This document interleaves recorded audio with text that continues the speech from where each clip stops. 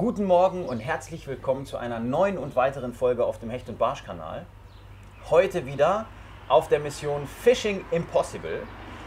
Ich begrüße an meiner Seite Steffi Blumhoff. Wir sind hier im wunderschönen Holland. Wir müssen mal wieder eine Mission erfüllen und die uns aus 3 Missionen auswählen. Aber zunächst mal bin ich sehr froh, dass ich dich an meiner Seite habe, um mich zu begleiten und mich zu unterstützen, diese Mission zu schaffen. Ja, ich freue mich auch und danke für die Einladung. Sehr gerne. Ich bin gespannt. Sehr gerne. Ich bin auch gespannt. Und was die Missionen sind und wie das alles abläuft, das wissen wir eigentlich noch gar nicht. Denn Toni hat mir eine Mail geschickt. Steffi, ich würde dich bitten, einfach mal die Mission vorzulesen. Ja. Ich schaue dir mal so ein bisschen über die Schulter. So, liebe Steffi, lieber Enrico, folgende 3 Missionen stehen euch zur Auswahl. Vorschlag 1 von Josh 145. Zander, Hecht, Barsch, Wels auf denselben Köder im selben Fluss oder See fangen. Okay. Vorschlag 2 von Angeln im Kopf. Einen regulär gehakten Barsch auf einen 18 cm Plusköder fangen. Vorschlag 3 von Noel W. Nur 3 Fische zählen. Fangt einen 40 plus Barsch, einen 60 plus Zander und einen 90 plus Hecht. Die Herausforderung besteht darin, einen auf Softbait, einen auf Hardbait und einen auf Metall zu fangen. Was womit könnt ihr euch aussuchen? Viel Spaß! Ihr habt ab dem ersten Wurf 30 Stunden Bruttoangelzeit, um die Mission zu lösen. Wer weniger schläft, angelt mehr. Bitte nehmt wieder eine große Mülltüte mit ans Wasser und packt ein, was an Müll auf eurem Weg liegt. Viel Erfolg! Ja.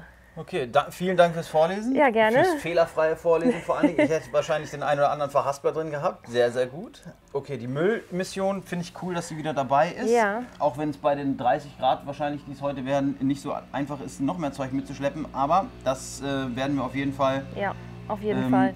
zu einer 100%igen Aufgabe machen. Ganz ehrlich, die erste Aufgabe ist für mich unlösbar, weil ich überhaupt keine Ahnung hätte, jetzt wo ich einen Zander, einen Hecht, einen Barsch und einen Wels auf demselben der Köder Wels, ja. im selben Gewässer fangen würde. Auch. Vorschlag 2, möglich, aber sehr schwierig vom Ufer. Das ist ein absoluter Glückstreffer, in 30 Stunden zwar möglich, aber auch sehr, sehr viel Angelei auf einen einzigen Fisch. Wollte ich gerade sagen, man angelt nur auf einen Fisch in dem Moment dann. Genau, und weil wir natürlich auch wollen, also denke ich, dass ihr da draußen ein bisschen was zu sehen bekommt, würde ich mich auch für Vorschlag 3 entscheiden. Also ein 40 pluser Barsch, ein 60 cm Zander, ein 90 pluser Hecht auf Softbait, Hardbait und Metall. Ja, Die nehmen wir, oder? die würde ich auch nehmen. Das ist gut. Ja, Dann freu ich probieren mich wir drauf. es. Dann freue ich mich drauf. Also Leute, seid gespannt, ob überhaupt was passiert und ob wir die Mission eventuell schaffen oder, auf Deutsch gesagt, verkacken. Das seht ihr in dieser Folge. Ich wünsche euch viel Spaß beim Zusehen. Von mir und Steffi ein Dankeschön und Petri Heil. Wir sehen uns später.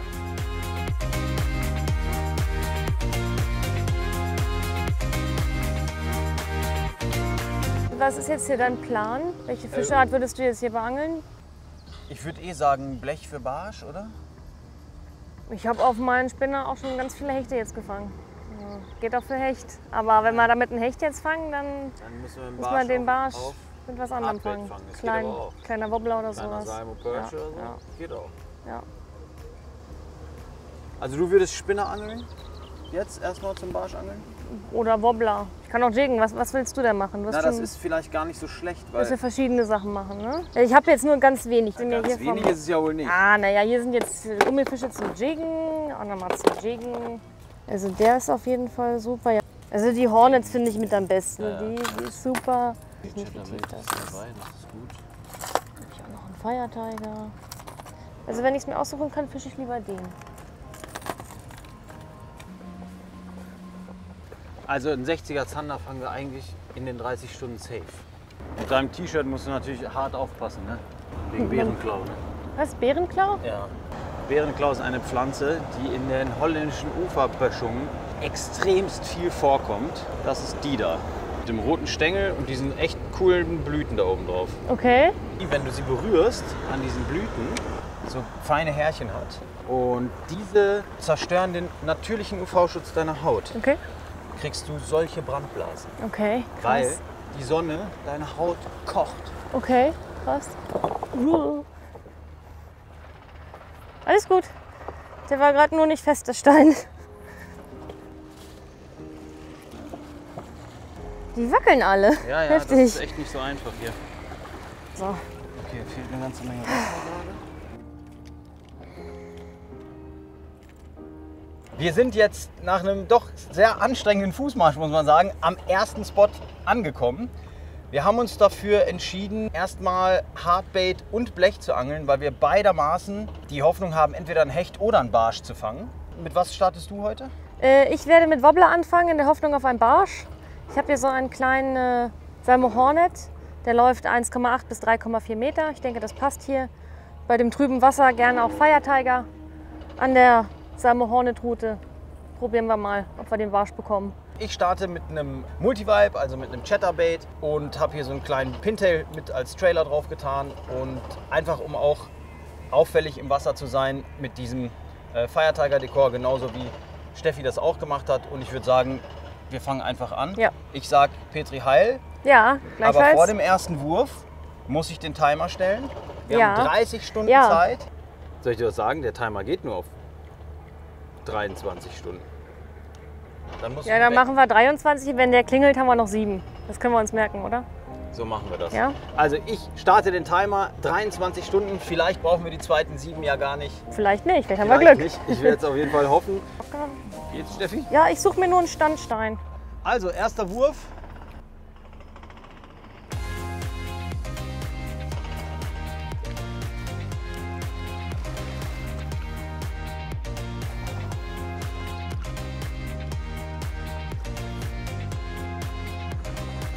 Kein Barsch hier. Ja, manche Steine sind echt scheiße. Ja, ja. Die so einen Schleim hier drauf haben, die sind richtig rutschig.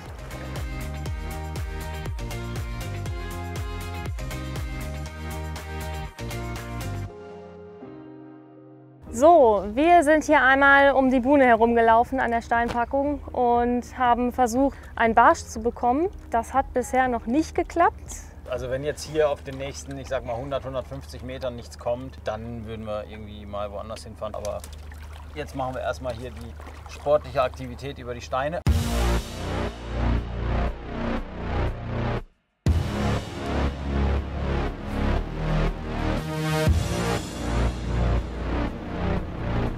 Fisch.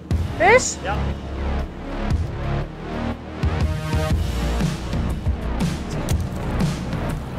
Echt, ein Zander? Jawohl. Jawohl. Was? Oh, was für Petri. Biss. Alter, Alter. Zander auf Chatterbait? Ist ja lustig. Krass. Ja, Ja, nice. cool, Petri, richtig gut. Obergeil. Den müssen Okay. wir mal messen. Dann hätten wir den vielleicht sogar schon mal abgehakt. Wow, geiler Biss. Da wir hier tatsächlich gar kein Maßband auf dieser hohen Steinpackung vernünftig hinlegen können, müssen wir ihn irgendwie hier an den Zollstock halten.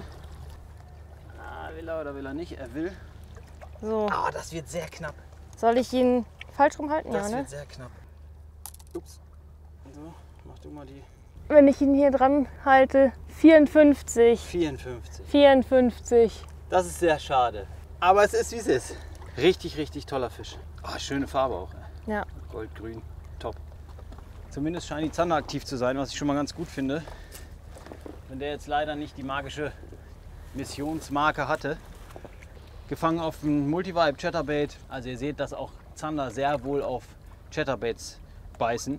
Der läuft auch gar nicht so tief, weil das jetzt die 10 Gramm Version ist.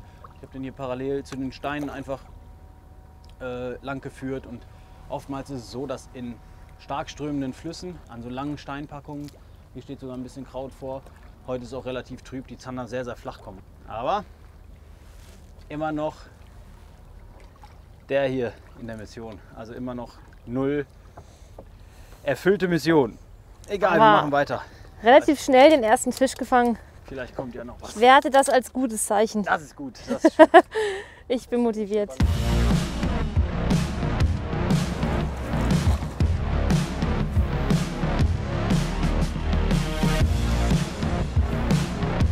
Ich hatte jetzt quasi neongelb Und diesmal aber rot. Das ist vielleicht mehr Kontrast. Zander eben kam ja auch eine nicht leuchtende Farbe. Einfach mal ausprobieren. Habe ich auch schon schöne Fische mitgefangen.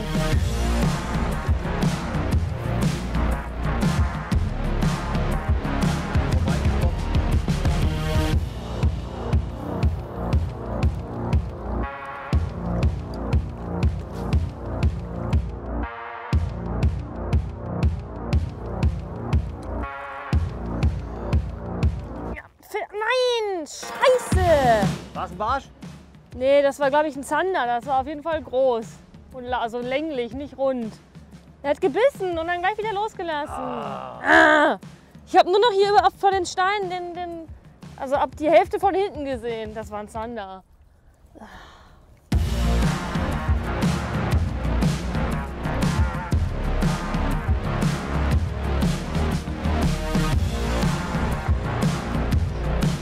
Ja, hast du denn noch andere Spots zum Jiggen direkt oder? Naja, also ich bin eher davon ausgegangen, dass wir vielleicht in die Dunkelheit angeln. Sollten wir das denn tun,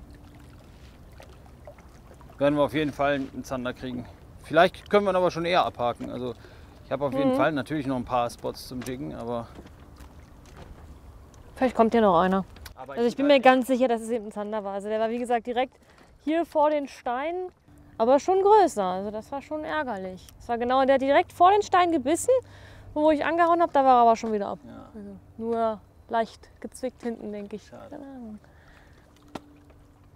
Der Köder bleibt dran, der funktioniert. Kommt noch einer. Oder halt ein Ja, Barsch. ich würde mir ja wünschen, dass wir einen Barsch fangen. Ja. Tatsächlich. So einen richtigen. Richtigen. Kein 30er, kein 35er, richtigen. Einen richtigen.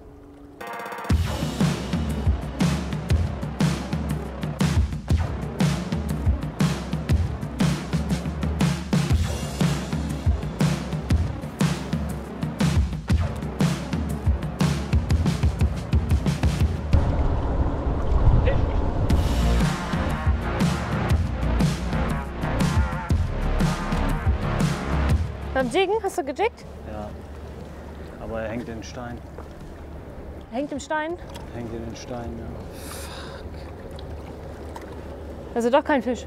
Doch, aber er hängt in den Ach so, Stein. okay. Ja, das hatten wir neulich auch. Das ist scheiße. Scheiße.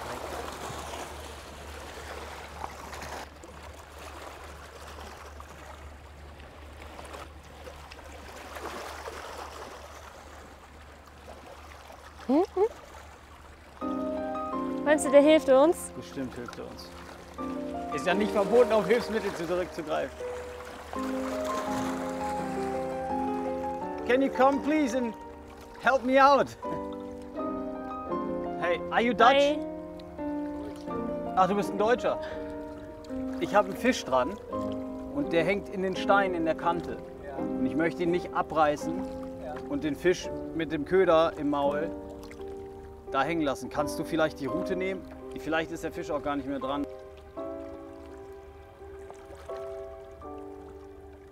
Nicht wegfahren! Naja, okay, kannst nichts machen. Weil dann ist der Fisch wahrscheinlich schon wieder ab, wa? Ich danke dir trotzdem. Wie läuft's denn sonst? Nicht so gut. Nee. Bei dir auch nicht? Jo, dir auch und vielen, Gleichfalls. vielen Dank, ja. Schon wieder ein Biss? Oh, und was für ein. Jiggst du?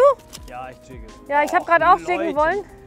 Ey, Zander haben gerade Bock, glaube ich. ist denn das für eine Scheiße? Kann denn der nicht sitzen, ey?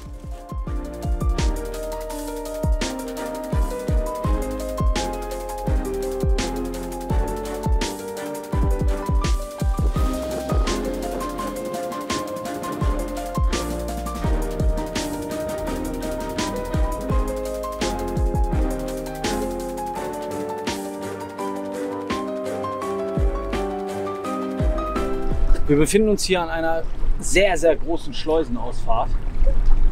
Wir haben extreme Strömungsverhältnisse hier. Die Strömungskante hier ist mit 25 Gramm fast nicht zu befischen. Deswegen bin ich jetzt einfach von 12 cm auf 9 cm runtergegangen und bin aber trotzdem bei 25 Gramm geblieben. Einfach um weniger Wasserwiderstand des Gummifisches zu haben. Es scheint so, als wären die Fische im Moment gar nicht aktiv. Man sieht aber auch sehr wenig an der Oberfläche. Oh, oh nein. Ja. Also die Fische haben mich schon mal Lügen gestraft gerade. Das ist doch unglaublich, oder? Aber so richtig willig sind sie nicht. Sonst 9 cm Gummifisch, wenn ein Zander den haben will, dann ist er auf jeden Fall weggeballert. Und das war jetzt nicht der Fall.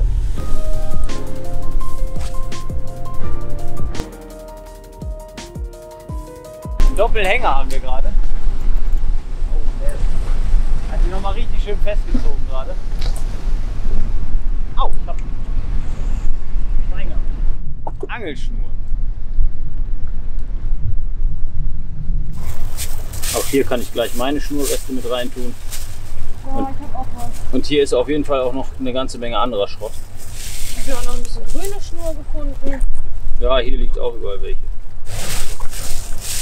Wenn wir einen Stein reinmachen, dass es beschwert ist. Das kannst du machen. Das die Frauen schon wieder, die haben wieder die besten Ideen. Immer. So.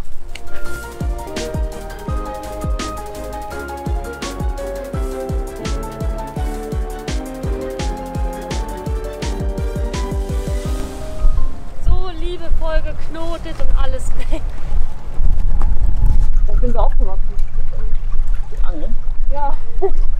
Die haben mich schon als, ich glaube, die haben mich schon im Kinderwagen mitgeschleppt dann sehen. Die Route von Papa mit so genommen und ja, in meiner Jugend habe ich das halt dann erstmal nicht gemacht. Also da war ich irgendwann eigentlich froh, dass ich nicht mehr mitkommen musste, wo ich alt genug war, aber dann, ja, hat es mich dann doch irgendwann wieder gepackt. Weiß nicht. Und dann habe ich meinen Angelschein gemacht. Steffi, Ja? wir haben noch 24 Stunden. Ist noch ein bisschen.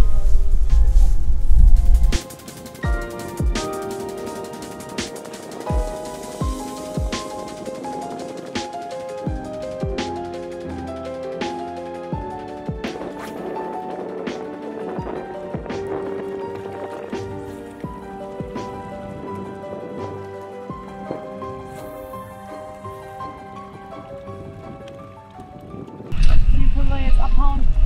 Ich denke, der Spot ist ausgelutscht.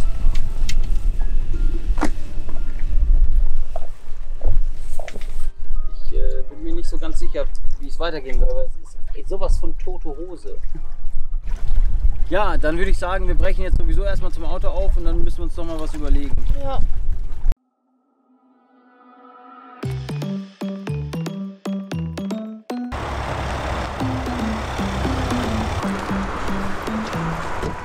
So Leute, wir werden den nächsten Spot probieren. Ist gar nicht mehr so einfach, noch Spots zu finden, die im Moment gar nicht von Anglern belegt sind. Wenn ihr euch das mal anseht, was da los ist, ist schon Hardcore.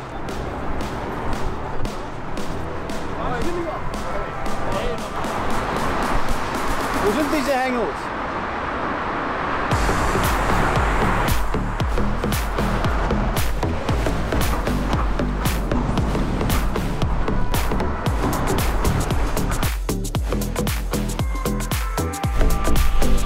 Ja Leute, das hier ist ein Spot, der mir schon das ein oder andere Mal echt auch große Fische gebracht hat. Ich glaube, wir haben ziemlich einen Stillstand gerade, was die Tide angeht. Das ist aber für Hecht und Barsch gar nicht so schlimm. Für Zander braucht man hier etwas mehr Druck. Für Hecht und Barsch geht es tatsächlich gut. Aber ja, ob die dann jetzt beißen, das weiß man natürlich nicht. Aber es ist auf jeden Fall ein sehr, sehr guter Spot. Also das weiß ich sicher.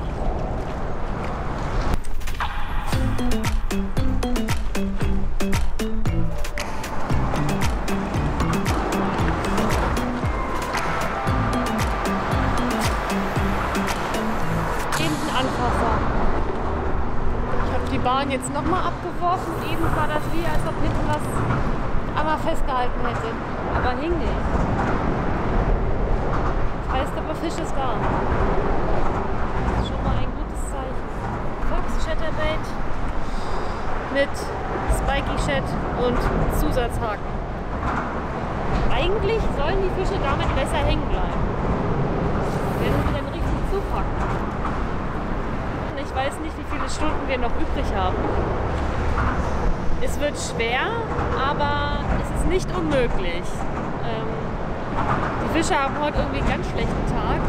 Wir haben jetzt so viele Stunden, fast gar keinen Kontakt mehr richtig, keinen richtigen Biss, schon gar kein Fisch. Ja, es wird Zeit. Wir hoffen, dass sie jetzt am Abend besser drauf werden und vor allem auch nachher in der Dunkelheit.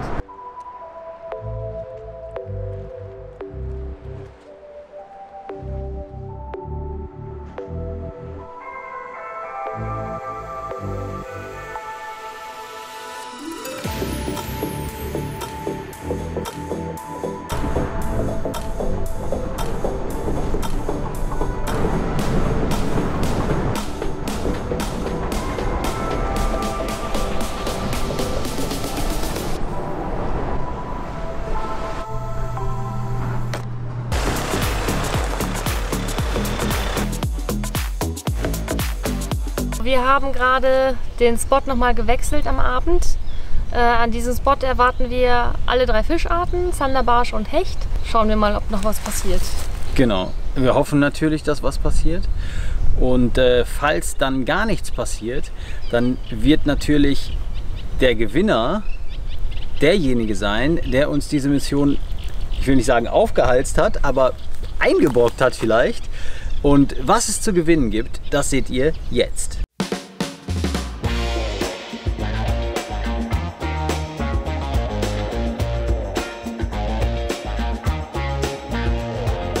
Die Street Fighter Heavy Shed mit 2,30 Meter bis 35 Gramm Wurfgewicht.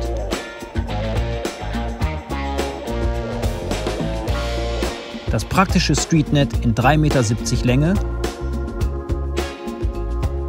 Das 7-Piece Tool Wrap, ein 7-teiliges Zangenset in einer praktischen Tasche. Der Deluxe Tackle Belt, der optimale Begleiter am Wasser. Die Voyager Dry Bag, zu 100% wasserdicht. Und den Fox Rage Voyager Rucksack mit 4 Tackleboxen.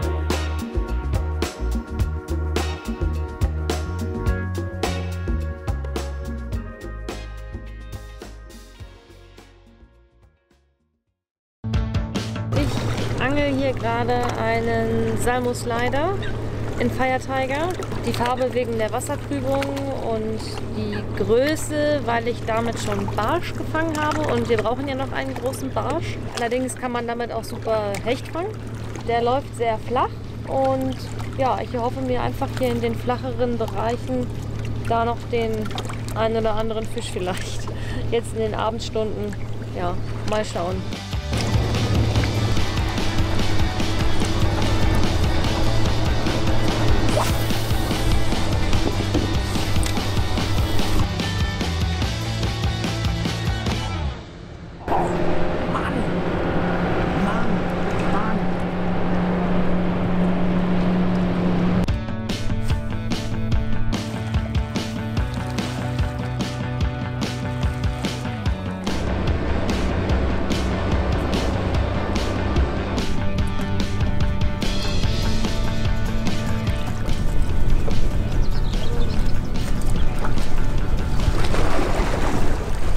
Also besser kann man so ein Ding nicht aufziehen. Wenn er jetzt natürlich beim ersten Wurf abreißt, wäre super. Würde zum Tag passen irgendwie, aber wir geben ja nicht auf. Jetzt fange ich mal ein.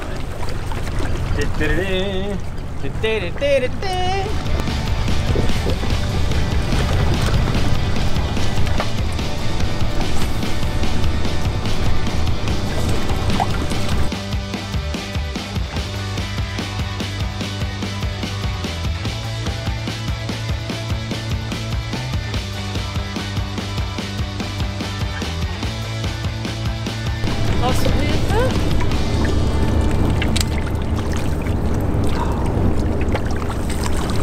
Ja.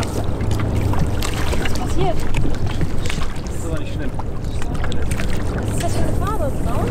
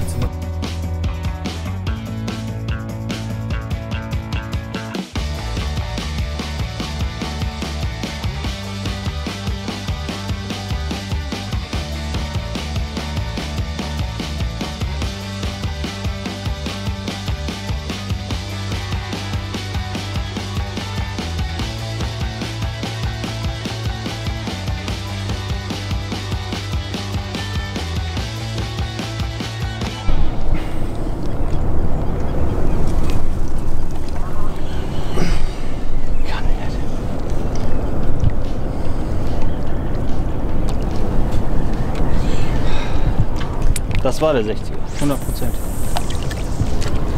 100%ig war das der 60er, 100%ig. Kann der nicht hängen bleiben, Mann? Ohne Scheiß jetzt mal.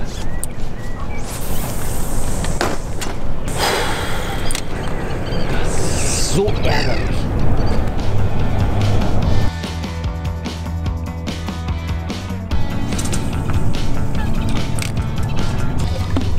Ja, es ist jetzt 22 Uhr, wir sind seit 12 Stunden unterwegs auf den Beinen, laufen zu den Spots, laufen wieder zurück, fahren hin und her, kreuz und quer durch die Niederlande. Ich weiß noch nicht, wie lange ich noch machen möchte. Ich glaube, Steffi ist ganz schön platt. Das ist ihr aber auch nicht zu verdenken, weil ich habe sie schon wirklich heute über Stock und Stein getrieben, muss man sagen, über Feld und Wiesen. Ich würde allerdings wirklich gerne die Phase noch mitnehmen. Ich hatte hier 3 Bisse, keiner hing. Natürlich auch ein Zeichen dafür, dass die Fische nicht gut drauf sind. Ja, das ist manchmal so. Kannst du nichts ändern. Ne? Bei den Temperaturen tagsüber ist es schon nicht einfach, Fische zu fangen. Heute war es irgendwie besonders schwer, keine Ahnung. Du hast schon wieder einen verloren? Ja, Mann, das war auch der 60er.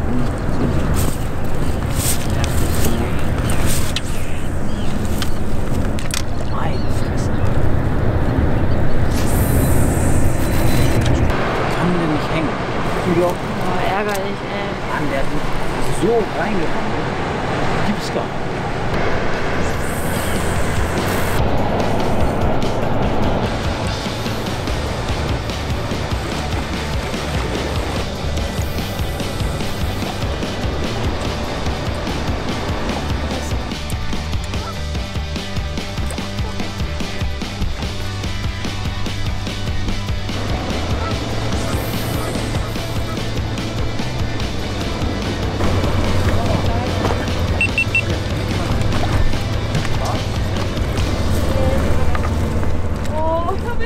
Fisch gefangen!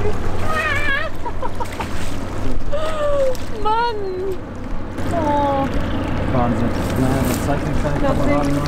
Gleich ab. Und dann fangen wir noch einen 60er. Ja. Kleiner Zander, leider zu klein für die Wertung. Der hat keine 60, der hat vielleicht 40. Der darf auch gleich zurück. So. Gefangen habe ich den jetzt mit dem kleinen Zander Pro-Shit. 10 cm. Dark Oil. Einfach hier an der Kante lang gejickt. Wir sind ungefähr 14 Stunden am Angeln heute. Ich habe meinen Fisch vorhin leider verloren. Danach kamen nur noch Fehlbisse. Und das war gerade der erste Fisch, den ich hier tatsächlich in den Händen halten konnte. Von daher hat es sich gelohnt, erst überhaupt so lange jetzt durchzuhalten. Und es motiviert natürlich weiter zu angeln. Deswegen weiter geht's. Seitdem das Ding da hinten, was so hell leuchtet, untergegangen ist, bin ich auf 100. Okay. Nein, ist ab! Scheiße! Und der hat voll reingetockt. Das war richtig dick.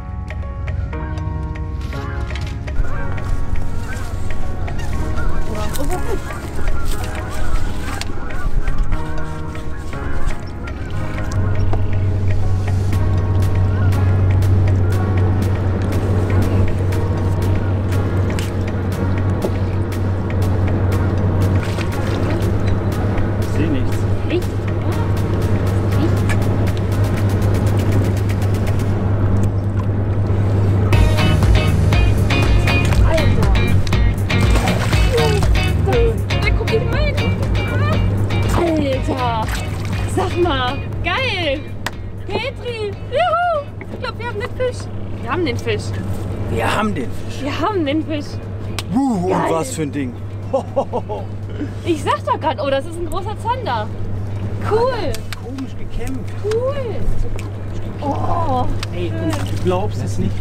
darf ich trotzdem noch ein paar Würfe machen gleich? Du glaubst es nicht. Der Gummi ist schon wieder raus.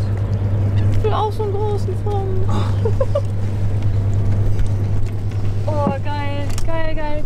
Boah, ist das Junge. eine Keule, Alter. Oh, ist das eine Keule.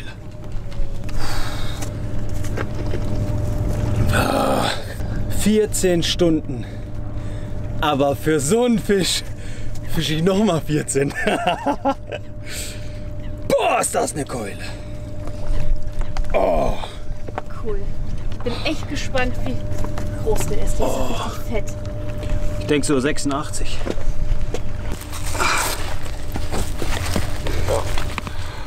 Nee, nicht mal, guck mal. Aber der ist 81. 81. Guck dir mal den Bauch an, der ist richtig fett gefressen. Krass. So Leute, bevor wir jetzt hier lange rummachen mit dem Fisch, Boah, ist der toll. muss der zurück. So.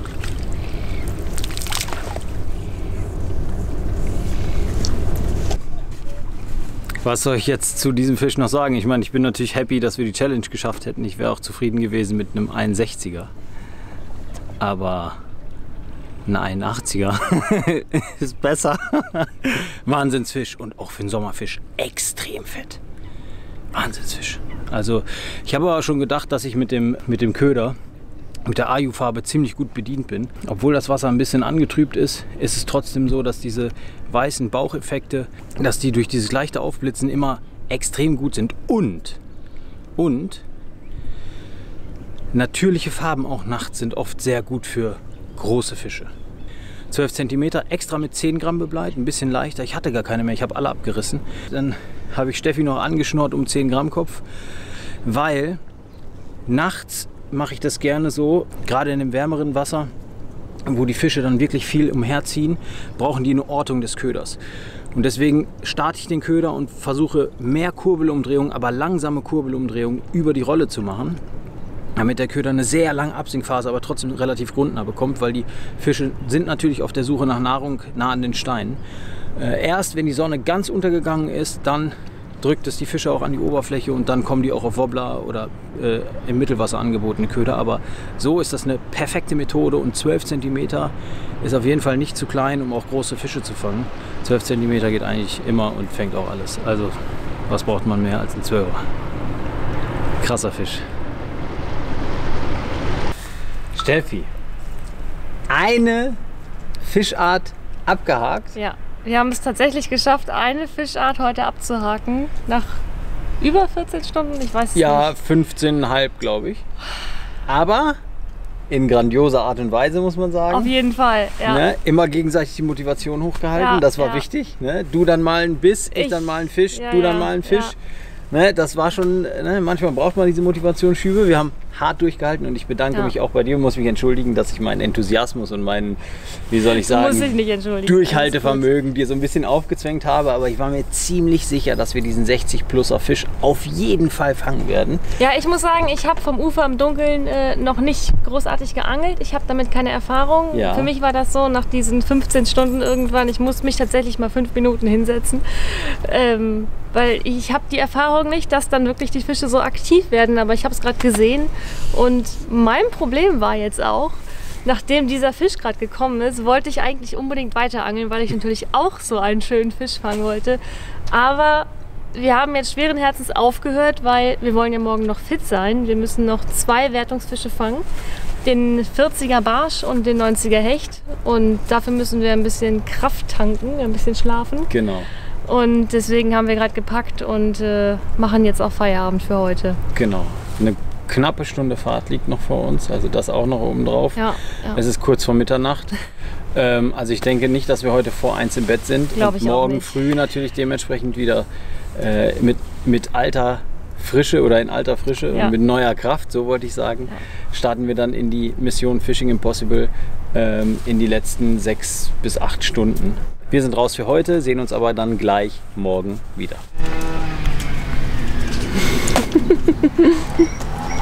Go, go!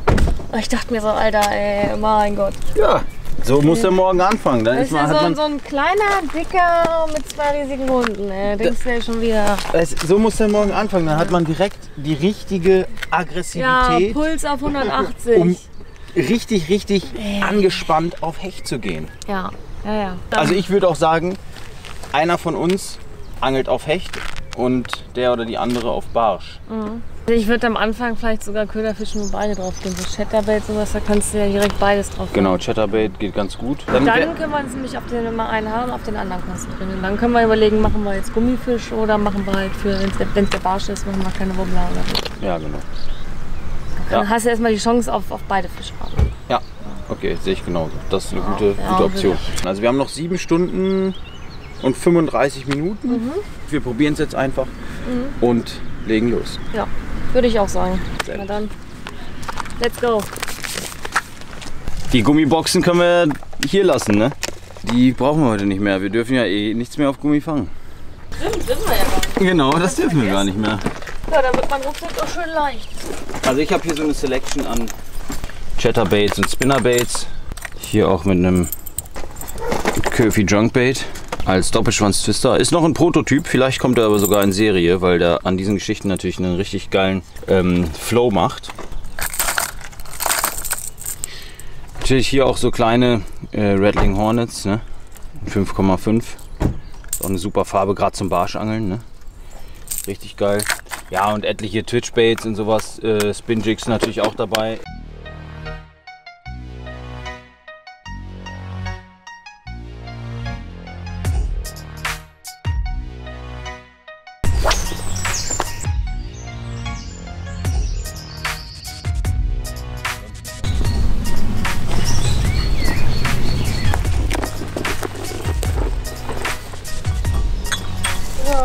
Erste gute Tat am Tag.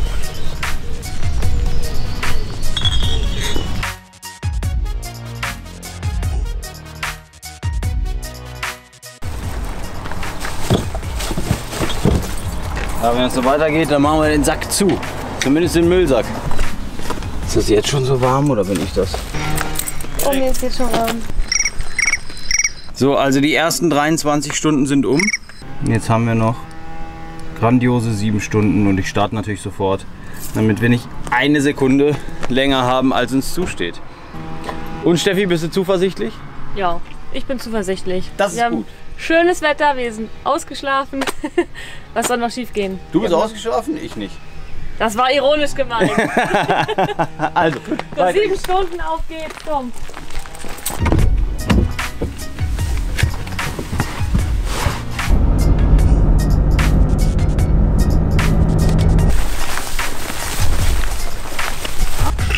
Die waren leider nicht so groß, aber Immerhin Fisch.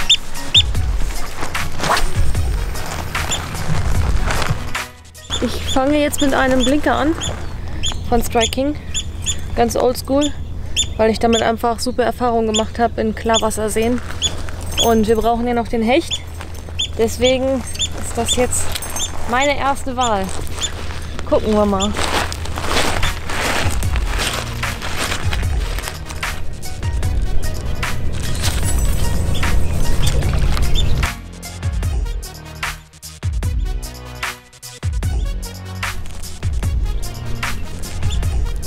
Echt ein bisschen ins Wasser gehen.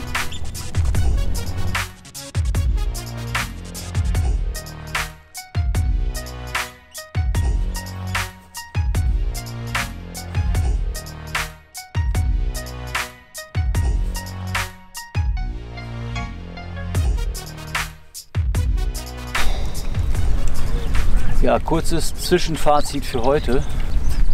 Es ist noch nicht so viel Aktivität da, wenn man das mal so sagen darf.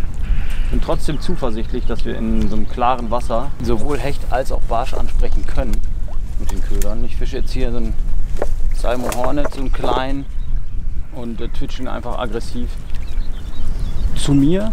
Das ist ein Schwimmer und ja, einfach in der Hoffnung, dass irgendein Hecht hier ufernah in der Kante steht oder halt auch mal ein dicker Barsch. So 1, 2 Twitches und dann stehen gelassen. Mal sehen, ob es klappt.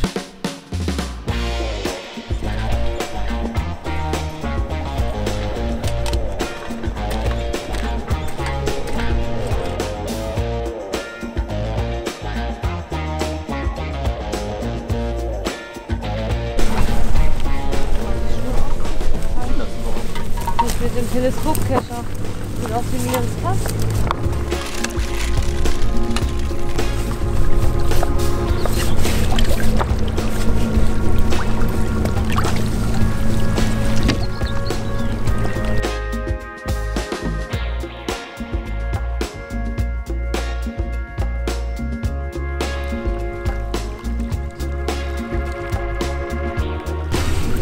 Ja, ich würde sagen, kurze Hose first, oder?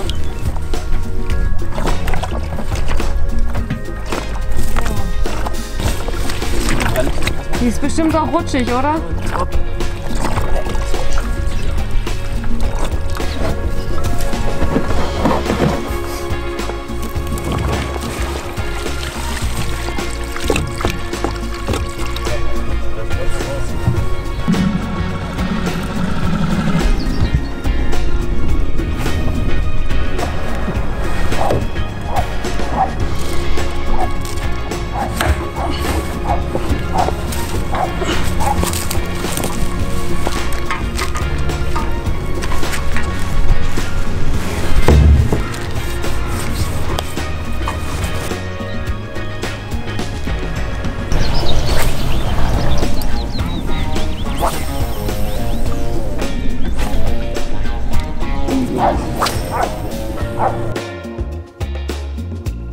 Die Barsche hier sind nicht einfach zu fangen. Erst recht nicht im Sommer. Da fordert sehr viel Ausdauer, sehr viel Konzentration und eben, wie so häufig auch, den richtigen Köder zum richtigen Moment zu finden. Und deswegen finde ich, dass man beim Barschangeln immer sehr viel Köder wechseln muss.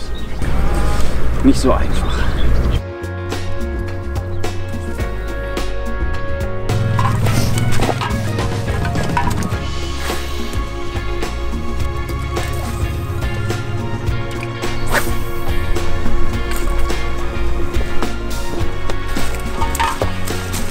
Tja, die Barsche, genauso wie die Hechte, scheinen nicht so optimal drauf zu sein im Moment. Ja, sehr schade. Der See sah wirklich vielversprechend aus. Also zumindest ein Hecht oder ein Barsch, auch wenn es nur kleine wären, hätte ich mir hier erhofft. Aber gut, da steckt man nicht drin. Die wollen gerade nicht. Deshalb müssen wir sie suchen, und zwar am nächsten Spot.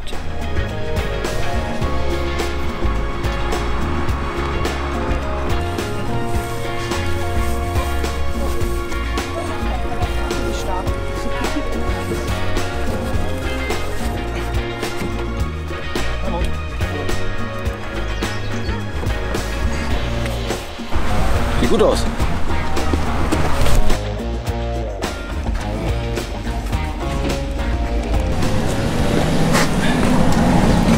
So, hier ist auf jeden Fall der Müll. Herzlich willkommen in der Tonne kriegen. Alles entsorgt? Genau, alles entsorgt. Ich glaube, Müllmission ist ganz gut geglückt bis jetzt. Jetzt brauchen wir nur noch ein paar Fische und die holen wir uns jetzt. Ja. Und jetzt auf den großen Fisch.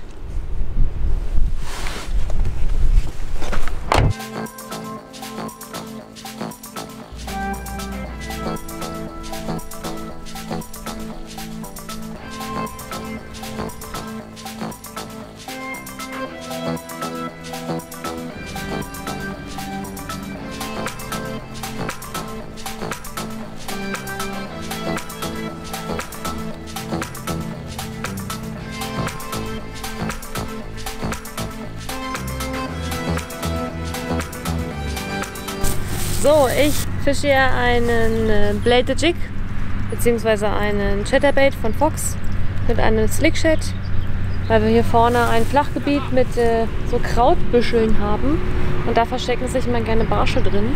Und mit dem Chatterbait kann ich da einfach den Köder durchjagen, sag ich mal, durchs Kraut ziehen. Da bleibt auch meist nicht viel hängen und ja, mit etwas Glück beißt ein Barsch. Bisher war noch kein Kontakt, aber ich kann mir gut vorstellen, dass hier der eine oder andere Barsch steht. Mal schauen. Einfach weiter angeln.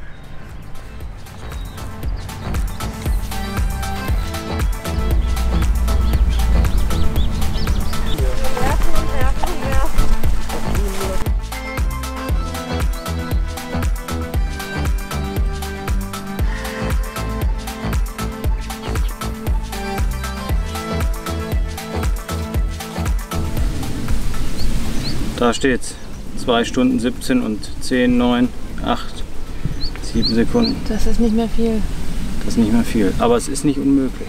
Es ist nicht unmöglich. Ich habe schon in 2 Stunden einige krasse Runs gehabt. Aber es ist sehr schwer. Die Hitze ist brutal. Wir haben heute auch keinen Wind. Es ist einfach nur warm. Und ja, wir werfen und werfen und werfen und es passiert einfach gar nichts. Das ist schon ja, schwierig heute. Ja, anstrengend vor allen Dingen. Ne? Anstrengend auch, ja klar. Man läuft jetzt kilometerweit an verschiedene Spots und es tut sich momentan noch gar nichts. Aber vielleicht schlägt es gleich um. Genau. Und die Fische haben Hunger. Und Bock Ja. auf unsere Köder. Ich habe noch ein paar Ideen auch für Barsche. Aber auch Barsche sind sehr, sehr, sehr, sehr schwierig. Also ist die generelle Meinung von vielen Anglern, mit denen ich gesprochen habe in den letzten Tagen. Aber wir gucken es. Ja. Wir geben jetzt unser Bestes, geben nochmal Vollgas, Ja, 2 auf jeden Stunden Fall, und dann, Durchpowern. dann fängst du noch einen 50er Barsch und ich noch einen 92er Hecht und dann Wäre schön. passt es. Ja. Also dranbleiben.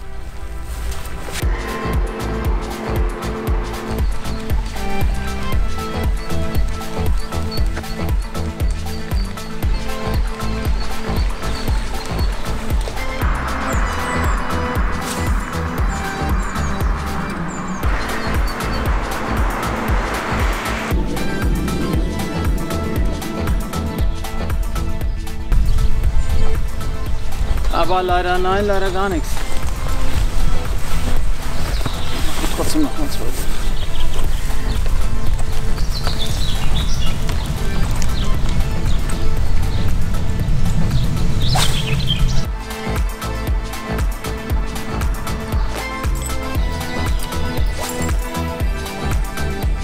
Ist halt die Frage, wo kriegt man jetzt in einer Stunde noch einen großen Hecht und einen großen Barsch? Schwierig. Dran denken, was gestern passiert ist. Wir haben so lange gekämpft und am Ende haben wir eine richtig krasse Belohnung gekriegt. Deswegen, ich gebe hier noch nicht auf. Also Steffi, Wir haben ja noch Zeit. Es ist noch Zeit. Alles gut. halbe Stunde Fahrt, 1 Stunde Fischen, 45er Barschfang, 91er Hecht. Okidoki, Gut. let's go!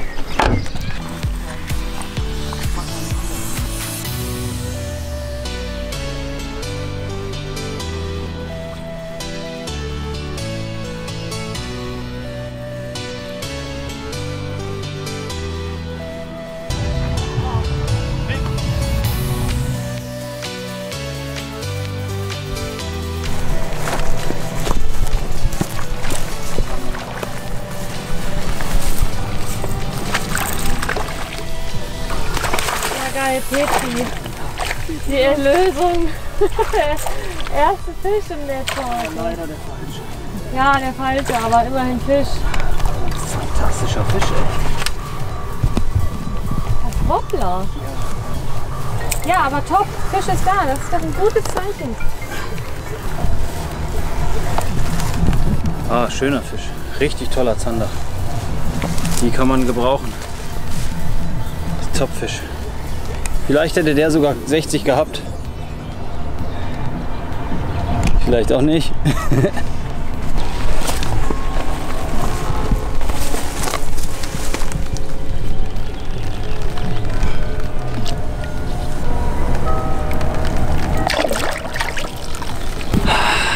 Es fühlt sich gut an. Fühlt sich gut an. Aber da angelt man mit kleinen Wobblern. Genauso wie gestern mit den Chatterbaits auf Barsch. Und dann beißt was? Ein Zander. Das ist doch echt verrückt. Tja, leider der falsche Zielfisch. Aber so ist das nun mal. Da denkt man sich, was soll hier eigentlich anderes als ein Barsch drauf gehen? Und dann kommt der Zander und wie will man das noch beeinflussen? Also das ist echt schwierig.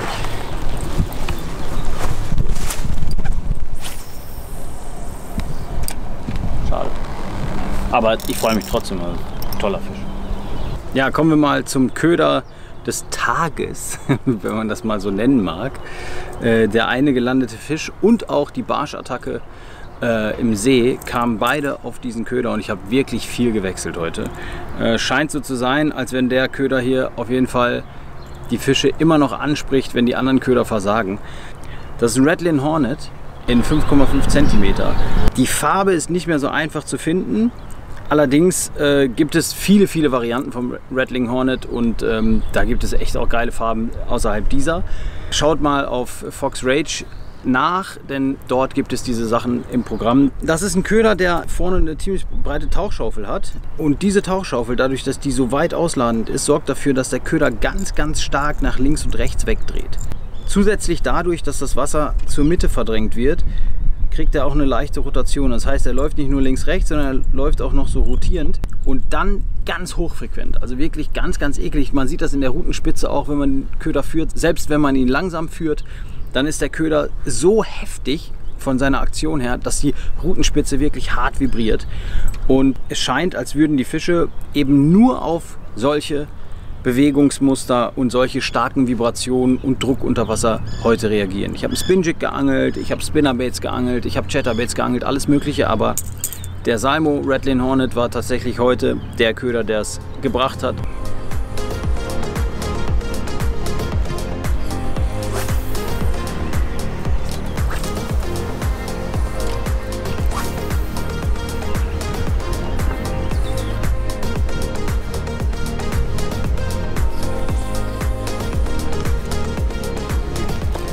Die letzte halbe Stunde ist angebrochen, tatsächlich. Ich bin total gar, muss man sagen, erstens.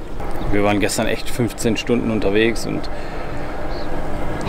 dann auch nicht viel geschlafen. Dann jetzt schon wieder den ganzen Tag bei 28 Grad.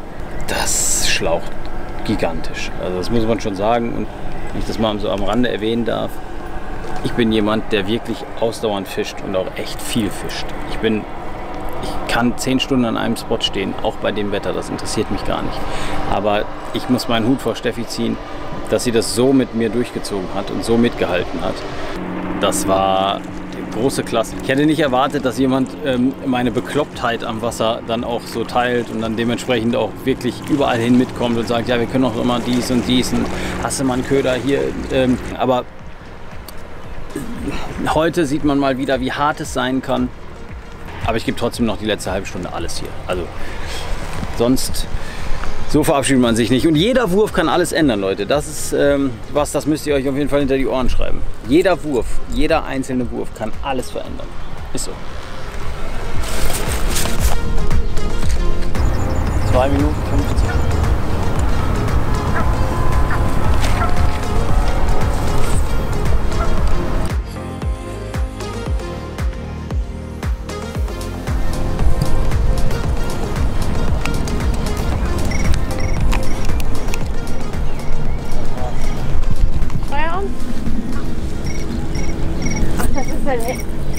Ich dachte gerade, das wäre hier irgendein Tier. Was ist das, eine Grille? Ja, eine Grille. Ich dachte gerade, das wäre eine echte Grille. Nee, deswegen habe ich jetzt nicht verstanden, warum die Grille zirpt und du sagst, es ist vorbei. Okay. Das ist keine echte Grille leider, sondern der Timer, der signalisiert, dass wir die Mission leider nicht erfüllt haben. Die ganze Sache stand auf wackeligen Beinen, im wahrsten Sinne des Wortes. Ja. Aber wir haben bis zur letzten Minute durchgezogen. Wir haben gekämpft. Am Ende muss man sagen, war es bei den Temperaturen einfach überhaupt nicht entspannt und überhaupt nicht angenehm, die ganze Zeit zu angeln. Ich immer die Brille, aber ich bin total gar. Ja, das ist alles einfach nur nass überall. Und jetzt stehen wir hier und haben die Mission leider nicht erfüllen können. Ja, wir hatten auch schwere Bedingungen, ne? Die Ausrede der Angler. Ja, genau. Wir haben durchgezogen, wir haben Spot-Hopping gemacht, wir haben unglaublich viele Köder probiert, geworfen und immer weiter geworfen. Und die Fische wollten nicht so, wie wir wollten. Da kann man nichts dran ändern. Wir haben es probiert, wir haben unser Bestes gegeben, denke ich. Ja, es war eine schwere Aufgabe. Ja, wir haben sie leider nicht geschafft und deswegen würden wir sagen, herzlichen Glückwunsch an den Gewinner. Viel Spaß mit dem Gewinn im Wert von 500 € in Form von Tackle von Fox Rage und weiterhin viel Petri Heil. Vielen Dank an Fox Rage für die tatkräftige Unterstützung, nicht nur mental, sondern auch natürlich mit Tackle. Alles zum Tackle in der Videobeschreibung. 100.000 Abonnenten sind unser großes Ziel. Deswegen fleißig abonnieren, falls ihr es noch nicht gemacht habt. Glocke natürlich immer an, damit ihr keine weitere Sendung verpasst. Wir sind für heute raus. Wir sagen vielen Dank. Ich sage vielen Dank, Steffi, dass du dabei gewesen bist. Vielen Dank, dass ich mitfischen durfte bei der Aufgabe. Ja, sehr gerne. Es hat mir viel Spaß gemacht. Man hat viele neue Orte kennengelernt, ein bisschen was gesehen. Alles gut. Wir hatten schönes Wetter, ein bisschen braun geworden. Ja, du, ich nicht so ganz. Aber vielen Dank fürs Zusehen. Bis zum nächsten Mal, wenn es wieder heißt Fishing Impossible. Bis dann und Petri Heil.